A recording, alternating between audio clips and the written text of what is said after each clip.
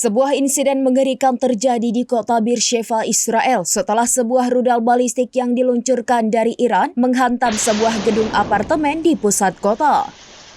Peristiwa yang terekam dengan jelas ini menyebabkan kepanikan meluas dan memaksa ratusan penduduk mencari perlindungan.